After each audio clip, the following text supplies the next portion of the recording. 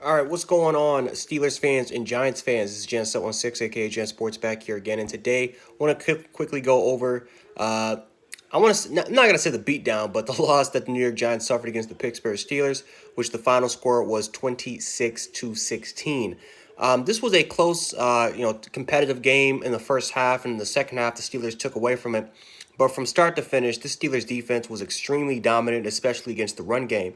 Got to give a lot of credit to that Steelers defensive line with Bud Dupree, Stephon Tuitt, Cameron Hayward, and T.J. Watt. Those guys did an absolute phenomenal job. You also have to look at the backhand with Edmonds coming from the safety position, with Minkah Fitzpatrick, with Joe Hayden. You also got to give some credit to Devin Bush as well. I feel like he showed a lot of improvement from his first game last year to this game. The Steelers defense they pretty much started where they left off last year. And last year they were one of the top five best defenses in the league.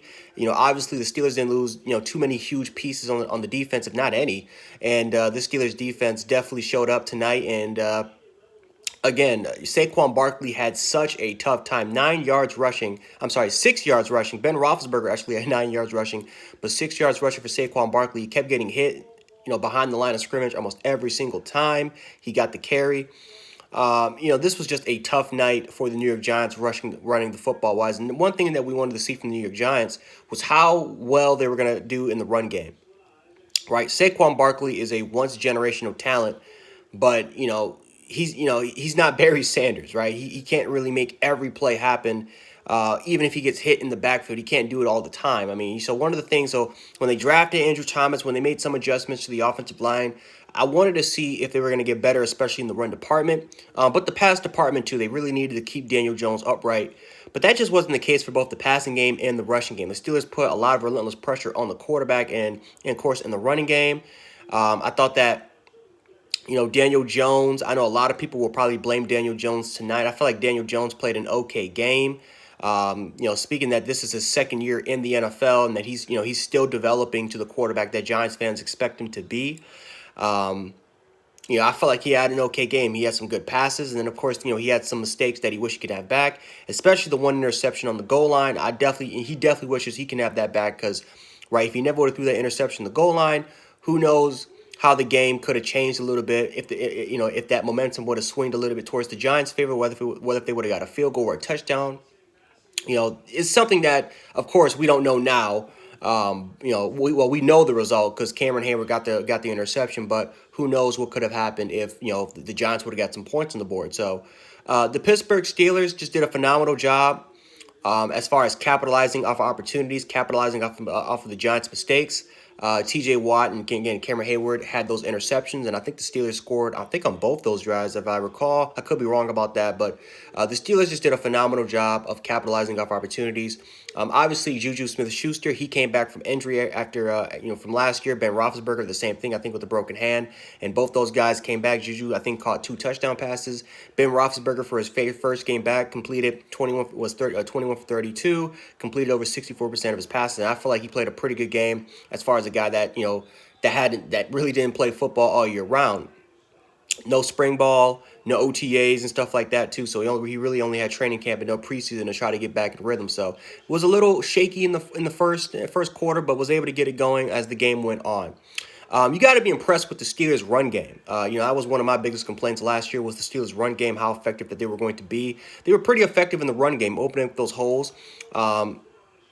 I know that Benny Snell did a pretty good job bouncing it to the outside a couple times. He did fumble, but I felt like Benny Snell did a pretty good job running the football. Again, the offensive line did a very solid job, run blocking. So they showed a pretty big improvement from last year, this year. Now, again, it's the first game of the regular season, and it is the Giants. But the Giants don't have a bad defensive line, right? You were able to see guys like Dexter Lawrence out there. You were able to see guys like Leonard. You were able to see him out there get a sack. So the Giants don't have a bad defensive line, but it's certainly not elite, right? It's not like the Baltimore Ravens or the San Francisco 49ers or the LA Rams or the Buffalo Bills. It's not like it's in that level, but you really got to love that improvement if you are a Steelers fan. I think overall wise, we saw some playmakers. Chase Claypool, he made some plays out there. James Washington was able to make some plays on the outside. Of course, Juju Smith-Schuster on his return had a couple touchdown passes as well.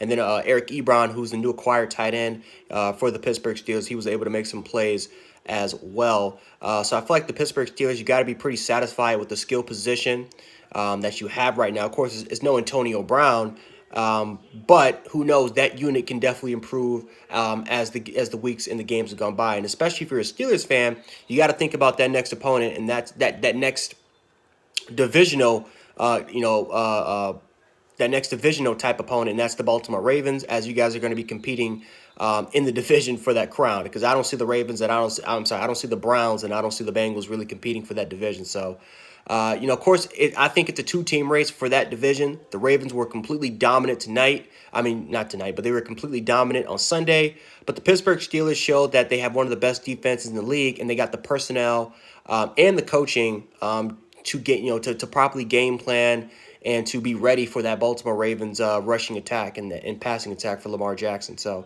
anyway, guys, Steelers fans, Giants fans, let me know how you guys feel about it in the comment section below. You guys can talk about the game. Giants fans, if you're angry, you guys can let the anger out in the comment section as well. But yeah, if you guys enjoyed the video, make sure you slap the like button. Make sure to share the video and subscribe. And that is pretty much all I got for you for right now. So anyway, Jan716, aka Jan Sports. I'll check you guys out later. Peace.